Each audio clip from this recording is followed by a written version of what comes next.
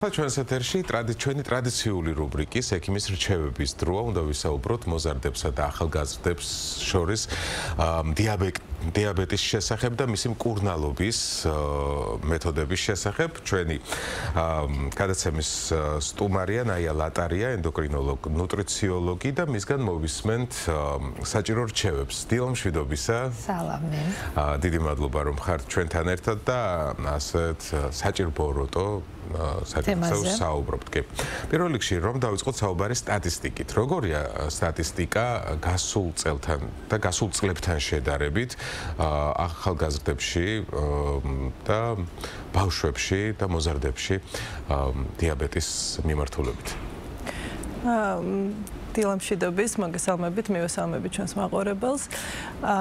დიაბეტის საერთაშორისო ფედერაციის მონაცემებით მსოფლიოში 590 მილიონი ადამიანი ცხოვრობს დიაბეტით.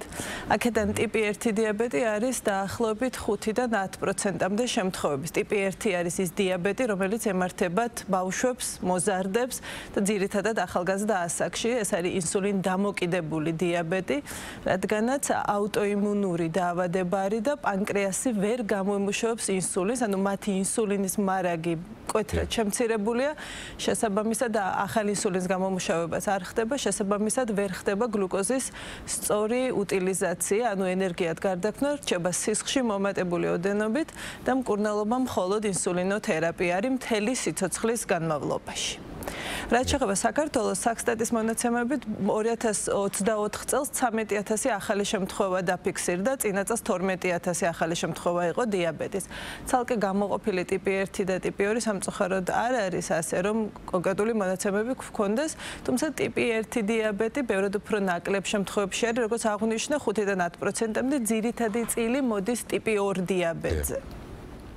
რომელიც არის მეტაბოლური დაავადება, დამოკიდებული ჩვენი ცხოვრების წესზე, ძირითად რისკ ფაქტორებს წარმოადგენს არაჯანსაღი ცხოვრების წესი, ჭარბი წონა და ან სიმსუქნე, ნაკლები ფიზიკური მოძრაობა და ეს არის ის დიაბეტი, რომელიც შეგვიძლია თავიდან ავიცილოთ დროული ექიმთან ვიზიტით, სისხლში შაქრის დონის კონტროლით, ჯანსაღი ცხოვრების წესით. არის შანსი, რომ ეს განიკურნოს სრულიად. ტიპი 2 დიაბეტი შეგვიძლია ავიცილოთ თავიდან და შეგვიძლია ძალიან კარგად ვმართოთ. ტიპი 1 დიაბეტი სამწუხაროდ არ შეგვიძლია თავიდან მისი აცილება და უკვე მისი განკურნებაც ჯერჯერობით არ ხდება, მხოლოდ მართვა ხდება ინსულინით. იცით რა მაინტერესებს? რა როლს თამაშობს ამ შემთხვევაში გენეტიკა? და დაუშვათ რა ასაკიდან შეიძლება გამოვლინდეს მოზარდებში ეს დიაბეტური?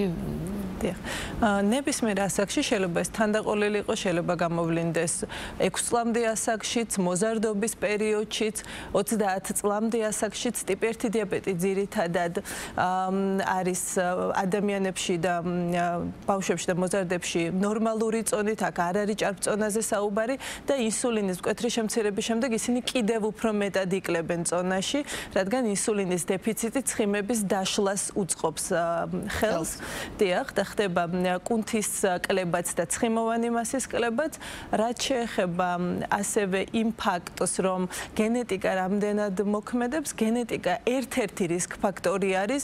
აქ ვერ ვიტყვით რაღაცა აუცილებლობით, რომ აუცილებლად დაემართებათ შთამომავლებს იმ ადამიანებისთვის დიაბეტი აქვს, თუმცა არის ძალიან მნიშვნელოვანი რისკ ფაქტორი და ტიპი 2 დიაბეტის შემთხვევაში ეს არის როგორც მარცვალი, რომელსაც თუ ჩვენ ხელს შევუწყობთ არაჯანსაღი ცხოვრების წესით, განვითარდება და გაღვივდება და თუ არ შევუწყობთ ხელს, ის არ განვითარდება და ჩვენც ვიქნებით მშვიდი. თქვენ ახსენეთ აი ერთ-ერთი არისო გენეტიკა, კიდევ რა ფაქტორებია დაუშვათ?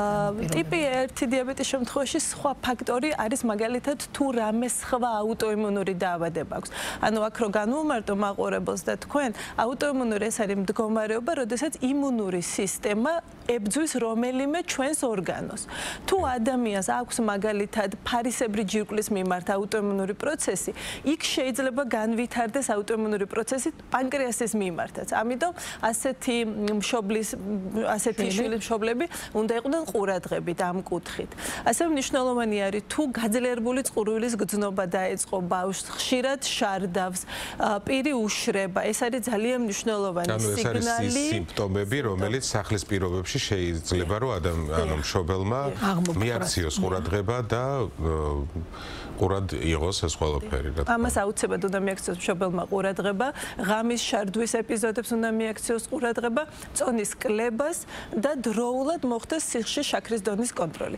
ტიპი 1 დიაბეტის შემთხვევაში დაავადება ყოველთვის მწვავედ იწყება სიხშირის შაქრის დონის მკვეთრი მატებით, ციფრები შეიძლება 500 და ასე ვთქვათ 600-საც მიაღწიოს და დროულად უნდა მოხდეს შემდეგ უკვე ექიმთან ვიზიტი. დიახ, რაც შეეხება კვების რაციონს, რაც უნიშნელოვანესია, თან პატარებს ძალიან უყვართ და მოზარდებსაც და ჩვენ ძალიან გვიყვარს ეს რაღაცა junk foods რო ეძახიან, რაც ძალიან ბევრი ნახშირწყლებით, შაქრებით არის გაჯერებული. მოგვიყევით ყველაზე სწორი კვების შესახებ ასეთი პრობლემის მქონე ბავშვების რაციონი უნდა იყოს მდიდარი ცილებით, ჯანსაღი ცილებით, ბევრი ბოჭკო, ბევრი ბოსტნეული, რაც ბავშვებს ნაკლებად უყვართ, თუმცა საუბარი ბავშვებთან არ უნდა იყოს აკრძალვებით. ეს არის ჩემი ძალიან დიდი რეკომენდაცია. პირიქით, მათთან კომუნიკაცია, არ უნდა ჩავთვალოთ, რომ პატარები არიან და ვერ გაიგებენ, ანუ მათთვის გასაგებენაზე მაქსიმალურად უნდა ავუხსნათ. რა თქმა უნდა, ბევრი ნახშირწყლის, განსაკუთრებით ადვილად შეთვისებადი ნახშირწყლების, როგორიც არის რაფინირებული შაქარი, თეთრი ფქვილის ნაწარმი. ანუ ის ნახშირწყლები, რომლებსაც ბოჭკო გამოცლილი აქვს, რაციონიდან ნელ-ნელა უნდა ამოვიღოთ. ან თუ იშვიათ შემთხვევებში, ანუ ჯანსაღი კვება გულისხმობს 80-20 პრინციპით კვებას, შეიძლება რომ ბავშვებმაც მიირთვან გარკვეული არაჯანსაღი საკვები, მაგრამ ინსულინის შესაბამისი დოზირების გაკეთებით, რომ თავიდან ავიცილო ჭამის შემდგომი შაქრის დონის მატება. თუმცა ეს უნდა მოხდეს ძალიან იშვიათ შემთხვევებში, ძირითადად უნდა იყოს სახლში მათთვის, არ უნდა იყოს რომ ბავშვი ცალკე ჯანსაღ კვებაზეა და მშობელი არაჯანსაღ კვებაზე არის. ანუ მაგალითი უნდა ვიყოთ, რა თქმა უნდა, ბავშვებისთვის პირველ რიგში და მათ არ უნდა კონდეთ რომ გარიყულები არიან იმის შეგრძნება და არ უნდა მათთვის ეს არ უნდა იყოს მძიმე და მტანჯველი. ჯანსაღადაც შეიძლება გერმრიელი საკვების მომზადება და ყველა კვებაზე აუცილებლად უნდა იყოს ბოსტნეული, მწვანე, ფერადი, ჭამე ცისარტყელას პრინციპი ძალიან მნიშვნელოვანი არის. მთლიანმარცვლიანი ბურღულეული კულტურები, როგორიც არის წიწიბურა, ველური ბრინჯი, ქინოა და ასე შემდეგ, ხორბალი მათ შორის, პურიც შეიძლება და მინდა ხაზი გავუსვა, რომ პური ჯანსაღი პროდუქტი არის, მთავარია როგორ პურს მივირთმევთ, ამ შემთხვევაში ცეხვილი პური, რომელიც ცეხვილი ფქვილისგან არის და რამდენს მივირთმევთ. დიახ, და მჭლეცილები. ცილა ძალიან მნიშვნელოვანი არის, რადგან ცილა ახანგრძლივებს ნაყროვანების შეგრძნებას და ჩვენ ერთი ბალანსირებული კვება დაახლოებით 4 საათს მაინც უნდა გვაძლევდეს ნაყროვანების შეგრძნებას.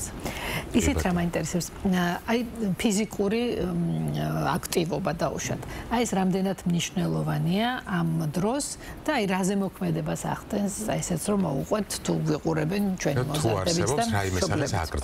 ფიზიკური აქტივობა ძალიან მნიშვნელოვანი არის, იმიტომ რომ რას საკეთებს ფიზიკური აქტივობა. ჩვენ ხო ენერგია გვჭირდება ფიზიკური აქტივობის დროს ვხარჯავთ ენერგიას. ეს ენერგია რო წარმოიქმნას, უჯრედი მოითხოვს გლუკოზას. ანუ შესაბამისად სისხლიდან აიღებს ამ გლუკოზას, შეიტანს უჯრედში და გარდაქმნის ენერგიად. ოღონდ ამისთვის ჩვენ გვჭირდება რომ ინსულინი გამომუშავდეს, იმიტომ რომ უჯრედს აქვს რეცეპტორი, რომელიც აღიქვამს ინსულინს, გაუღებს კარს გლუკოზას და გარდაქმნის ენერგიად. ანუ შესაბამისი მკურნალობა ჭირდება პაციენტს.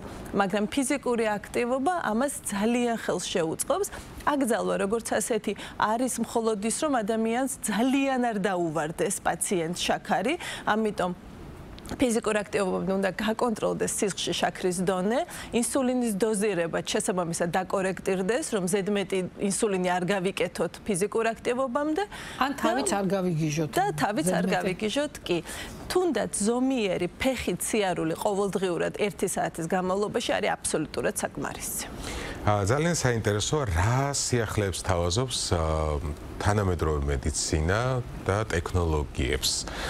ინსულინ დამოკიდებულ ადამიანებს ან უბრალოდ იმიტომ რომ ძალიან დიდია, მე მგონი, აი ეს თუნდაც დაუშვათ ეხლა ყველა ფეხის ნაბიჯზე შეგიძლია რომ გაიზომო ეს შაქრის დონე. ხო, ანუ რამდენად ჩემს ბავშვობაში მახსოვს რომ ამისთვის ანალიზი უნდა მისულიყავი ჩაგეტარებინა და ეხლა რაღაცა სპეციალური დანადგარები არსებობს რომელიც თან დაგაქვს. რაღაც ბევრად უფრო გამარტივებულია, რასაც ვუყურებ გლუკომეტრი არის რა ის ხელსაწყო რასაც თქვენ საუბრობთ, რომლითაც ჩვენ ვზომავთ სისხლში შაქრის დონეს, თუმცა დიაბეტი დაავადებული პაციენტებისთვის, რომლებიც არიან ინსულინოთერაპიაზე, უფრო მნიშვნელოვანი არის ეგრეთ წოდებული გლუკოზის უწყვეტი მონიტორინგი, ანუ სენსორები არის სპეციალური, რომელსაც ჩვენ ვიმაგრებთ და ის ინტერსტიციალურ ქსოვილში, ანუ უჯრედის სითხეში ზომავს შაქრის დონეს უწყვეტ რეჟიმში. ან ისე როგორც ჩვენ მას მივუთითებთ, ასე ვთქვათ და გვაქვს დღის განმავლობაში, როდის აიწია შაქარმა, როდის დაიწია და შესაბამისად უფრო კარგად შეგვიძლია დავაკორექტიროთ ინსულინის დოზირება, შესაბამისად ფიზიკურად ვიყოთ აქტიურები, ან არ ვიყოთ. თვითონ აკეთებს ამას აკეთებს თვითონ აპარატი. დიახ, სენსორი მაგრდება, მაგათად მუცელზე, ხელზე, ან ნებისმიერ ადგილას, სადაც პაციენტისთვის არის კომფორტული და აპლიკაციის სახით მობილურში ახლა თანამედროვე სენსორებს უკვე ან თვითონ პეიჯერის მსგავსი მოწყობილობა მოყვება, ან მობილურში უერთდება აპლიკაციას და მუდმივად ყოველ წუთას რო არ იჩხვლიტოს თვეში ერთხელ ზოგიერთ სენსორს აქვს 2 კვირაში ან 3 კვირაში ერთხელ ერთი ჩხვლეტა და ადამიანი არის მუდმივი მონიტორინგის ქვეშ. კი. რაც შეეხება ინსულინოთერაპიას, არის ასევე ინსულინის პომპები, რომლებიც საქართველოს პირობებში ცოტა უფრო იშვიათობა არის, იმიტომ რომ ფინანსურად ხარჯიანი, ასე ვთქვათ, სიამოვნება არის. ამიტომ ინსულინოთერაპია არის ultraxangzlivi მოქმედების ინსულინები და ხანმოკლე მოქმედების ინსულინები. ხანმოკლე მოქმედების ინსულინს ვიკეთებთ საკვების წინ, ხოლო ხანგრძლივი მოქმედების ინსულინს დღეში ერთხელ ან ორჯერ მისი ხანგრძლივობის შესაბამისად. და მათ შორის აი თვითონ მათი მოქმედება ერთნაირია. საათებს შერი განსხვავება და არის ბაზისური ინსულინი, რომელიც ბაზალურ შაქრებზე მოქმედებს და ბოლუსური, რომელიც ჭამის შემდგომ შაქრის დონეს არ ეკუთვნის, რომ ჭამის შემდეგ არ ეწევს. მე მგონი რაღაცა ყველანაირი ინფორმაცია მივაწოდეთ. ხომ არ არის ისეთი თემა, რომელსაც დავუშვათ არ შევეხეთ და თქვენ გინდათ რომ რეკომენდაციის სახით დავუშვათ უთხრათ და შეჯამების სახით 14 ნოემბერს აღინიშნება დიაბეტის საერთაშორისო დღე და მინდა კიდევ ერთხელ ვუთხრა რომ დროული კონტროლი სისხლში შაქრის დონის, წონის კონტროლი და ფიზიკური აქტივობა ძალიან დიდ პრევენციას ახდენს შაქრიანი დიაბეტის. ციფრები იზრდება 2030 წლისთვის უფრო დიდ ოდენობას დიაბეტი დაავადებული პაციენტების ველოდებით, ამიტომ შეგვიძლია რომ თავიდან ავიცილოთ ტიპი 2 შემთხვევაში ჯანსაღი ცხოვრების წესით, ამიტომ ამას ვურჩევდი ჩვენს მაყურებელს. მე პირველად გავიგე რომ 14 ნოემბერს ესეთი დღე არსებობს და რამე აქტივობებიც იქნება ალბათ ამ დღის დაგეგმილი ხომ არა? ცნობიერების ამაღლების კუთხით. ეს არის ცნობიერების ამაღლებისთვის.